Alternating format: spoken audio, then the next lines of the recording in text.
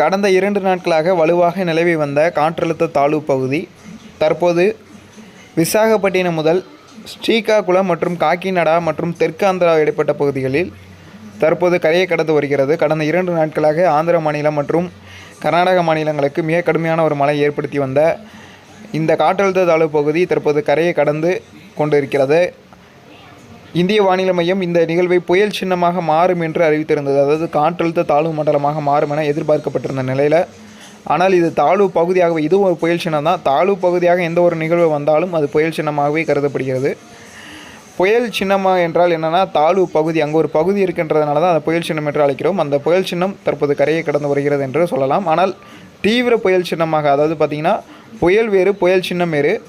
தற்போது நிலவுகிறது புயல் சின்னம். இந்த புயல் சின்னம் என்பது தற்போது தெற்கு ஆந்திராவில் கரையை கடந்து வருகிறது. இது வரக்கூடிய 3 மணி நேரம் முதல் 8 மணி நேரத்திற்குள் ஆந்திர மாநிலத்தை முழுவதுமாக கரையை கடந்து மத்திய இந்திய பகுதியில் நிலவும் என எதிர்பார்க்கப்படுகிறது.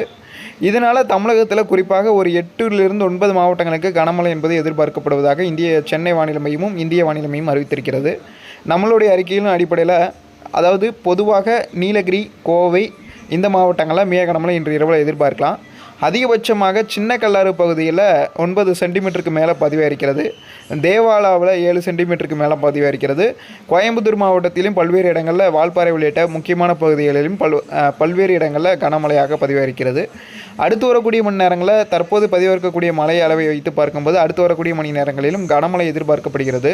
குறிப்பாக இந்த கன்னியாகுமரி, திருநெல்வேலி, தேனி, தென்காசி, விருதுநகர் உள்ளிட்ட மாவட்டங்களில் மிதமானது முதல் கனமழை வரையிலும் எதிர்பார்க்கலாம். தென்கடலோர மாவட்டங்களான கன்னியாகுமரி, தூத்துக்குடி மாவட்டத்தில் அந்த தெற்கு கடலோர பகுதிகளில் மிதமான மழை முதல் சற்று கனமழை வரையிலும் எதிர்பார்க்கலாம். இந்த காற்றழுத்த தாழ்வு பகுதி தற்போது கரையை கடந்து வரக்கூடிய சூழ்நிலையில் மன்னார் வளைகுடா மற்றும் பாக்சல் சந்தை கடல் பகுதியில் பலத்த சூறைக்காற்றுடன் கடல் சீற்றம் காணப்படுவதற்கான வாய்ப்பு இருக்கிறது. ஆகையினால் அடுத்து வரக்கூடிய 24 மணி நேரம் முதல் 48 மணி நேரத்திற்கு மீனவர்கள் யாரும் கடலுக்கு மீன்பிடிக்க செல்ல வேண்டாம். அடுத்ததாக வரக்கூடிய 15ஆம் தேதி 16ஆம் தேதிக்கு மேலே புதிய காற்றழுத்த தாழ்வு பகுதி வங்கக்கடலில் உருவாகும் என எதிர்பார்க்கப்படுகிறது.